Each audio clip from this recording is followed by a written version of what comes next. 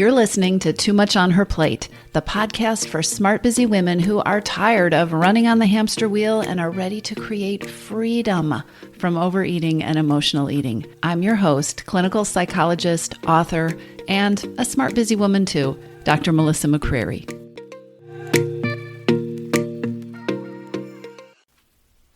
Hello, everybody. Today, I'm going to talk about comfort eating. And comfort eating is probably one of the types of eating that I get the most questions about and I hear the most frustration about. It's probably one of the most common types of emotional eating that we do when we're trying to take care of ourselves, when we're trying to deal with an emotion or squash an emotion or create some distance between us and an emotion. Comfort eating is often that kind of eating that we do when we just want to feel better. Comfort eating is a habit that's really hard to break, and it's really hard to break in great part because we believe it gives us comfort. Now, notice that I said we believe. The belief or thought that comfort eating is comforting can be so strong and so powerful that we actually forget it's a thought and we mistake it for a fact. Now, stay with me on this, okay? It's also really important to acknowledge that the urge to comfort eat usually shows up when our capacity to do something else is pretty low. The urge to comfort eat usually shows up when our willpower and our resolve and our determination, or even the energy that is required to be interested in doing something other than comfort eat, has been pretty much used up by whatever the circumstances are that have left us feeling depleted or in need for comfort or soothing or the kind of care that we believe we're going to get if we comfort eat. Make sense? The urge to comfort eat can be really powerful and it tends to hit us at very vulnerable times. Here's where everything can change though, and I want you to think about this. Comfort eating is fueled by the belief that what you're going to do once you reach into the cupboard or once you fill your bowl with popcorn or you sit down on the couch with that bowl of ice cream, you have a belief that that thing you are about to do, that eating, that comfort eating, is going to comfort you. Today, I'm going to ask you to examine and to actually challenge that belief. Your belief that comfort eating comforts you is very likely the thing that is keeping you caught in a comfort eating cycle. And it's not the whole story. Here's the thing. I have seen it for myself, and I have seen it for hundreds of clients that I have worked with. When we really dissect the process of comfort eating and how it makes us feel and the results that we get from it, the things that occur after we comfort eat, not just for the next 30 seconds or 5 minutes, but over the next several hours or 24 hours or the next few days, what plays out over and over and over again is that it's a myth, a false belief. Comfort eating isn't comforting. I know what your thoughts are telling you. You've seen the studies, and there is research that eating releases neurochemicals that can make us feel better, that can make us feel happier or soothed.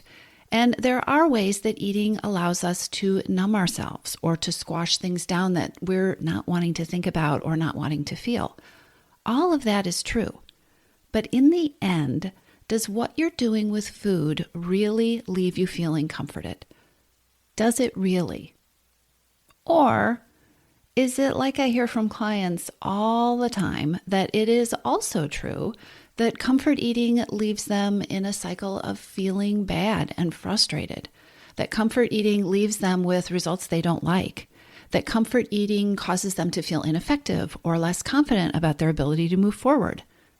And is it possibly true that in the end, the need for comfort that caused you to comfort eat is not really soothed in a lasting kind of way, meaning that that need for comfort keeps coming back?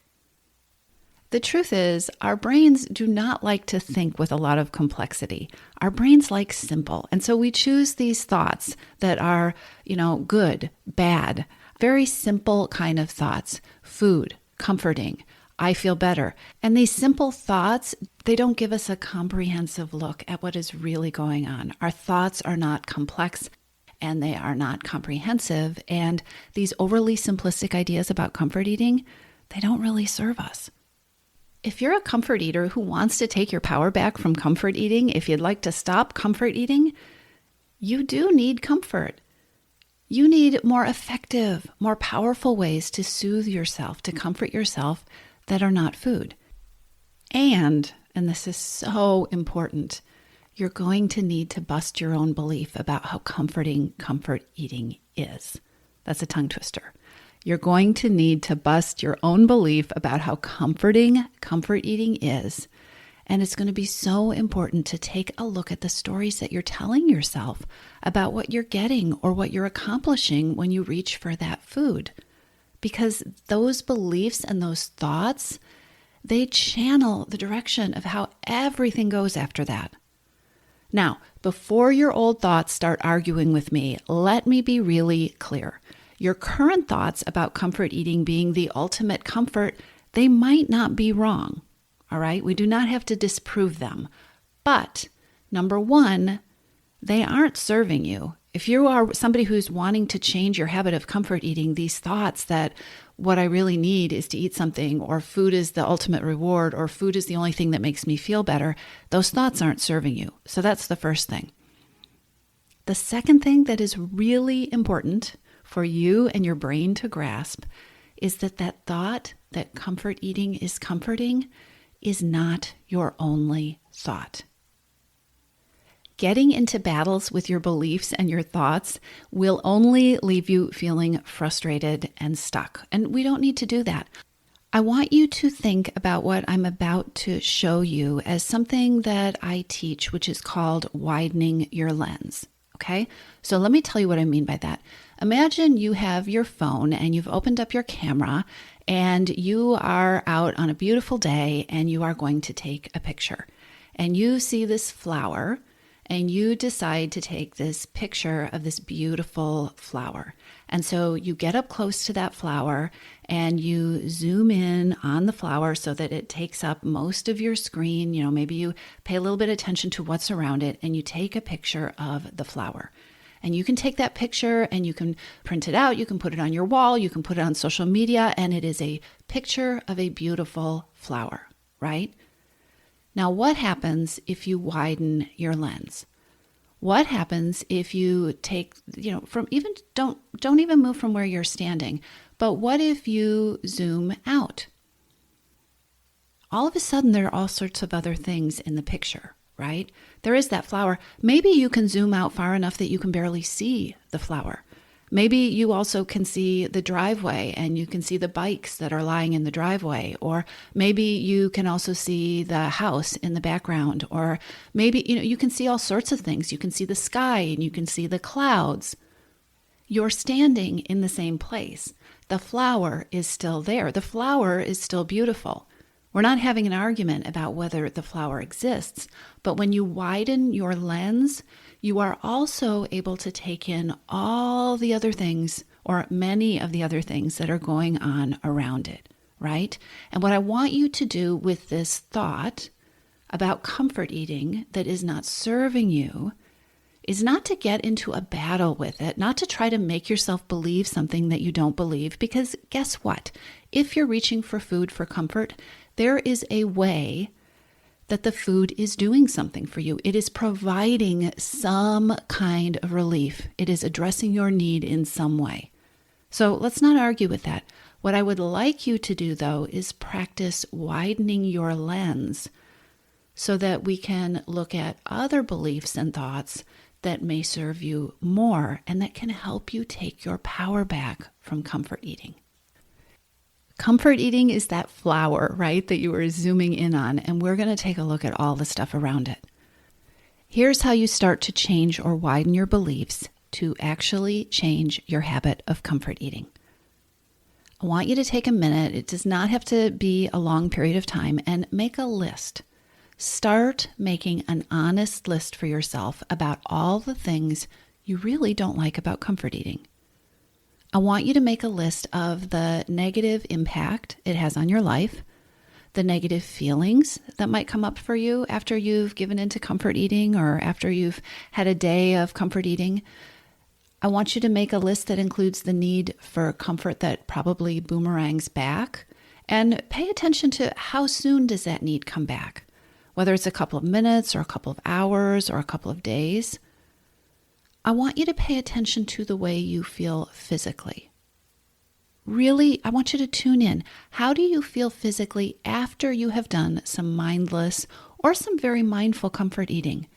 And remember to widen your lens, right? So how do you feel during? How do you feel a few minutes later? How do you feel 4 hours later? How do you feel in the middle of the night? How do you sleep?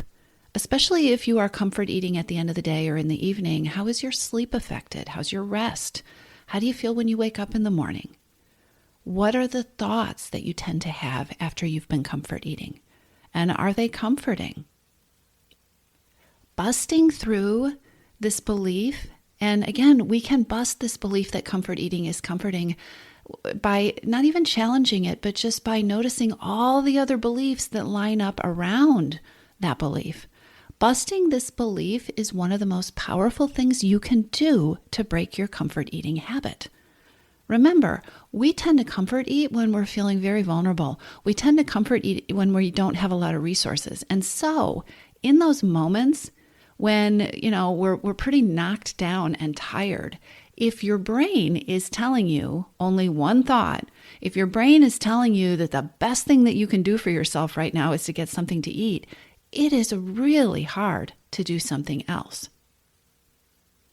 But once your brain starts to tune in to those other thoughts that are in your wider lens, once your brain isn't so sure that comfort eating is going to feel so great, once your brain maybe starts to tune into what it is that you really need, or maybe as time goes on, you start to create some ideas about other things that are rewarding or soothing, you are on the path. You are systematically taking your power back from comfort eating, deflating the power that food has in those moments when what you want is comfort or soothing or a break. And about this list that you're making, here's something that is super important. I have seen this process go one of two ways. You might sit down to make this list and find that once you begin looking, you instantly find a bunch of things that are uncomfortable about comfort eating. That's great. Get going on your list. But know this. Know that it is also normal to discover that your brain has gone blank. Because in making this list about what I don't like about comfort eating, you are asking your brain to stop thinking thoughts that are very ingrained and very comfortable. Sometimes the first step is simply asking the question. Asking the question, how is comfort eating not working for me? Or what is uncomfortable about comfort eating? Or what don't I like about comfort eating? Or what does my body not like about comfort eating? It is perfectly okay to simply let the questions float in your brain. The answers will come. It might take time. It could take days sometimes. But you have to start the process with the question. And once you've busted your own beliefs or found other truths to complement those beliefs about how comfortable and comforting and also about how uncomforting comfort eating is for you, the next step is going to be finding ways to comfort yourself or to soothe yourself to feel better that have nothing to do with food but are way more effective than the comfort eating ever was. So I'm going to include a link in the show notes to a free cheat sheet that I have for you. You can download it right there. It's 30 ways to soothe without food. And the idea is to give you some ideas, to give you some things to experiment with, and to also give you some material so that you can start generating the strategies that are going to work best for you so that you can work to end your comfort eating habit. But remember, it starts by tackling that belief. The most powerful thing, the glue that is holding your comfort eating together, is the belief, the thought, and it is just a thought, it is not the truth, that comfort eating is the ultimate way for you to get comfort. So go challenge your beliefs, create some new ones, take a look at what shows up when you widen the lens, and then go to the show notes for the link that you can use to download the cheat sheet. I'll talk to you soon. If you like what you've heard, subscribe to the Too Much on Her Plate podcast and take 30 seconds to leave a review. If you're ready to tackle your hidden hungers, then come on over to toomuchonherplate.com. That's 2TOO muchonherplate.com and take the Hidden Hungers quiz. It's free, and not only will you be able to pinpoint your best place to start, you'll get the resources you need to take your next best step.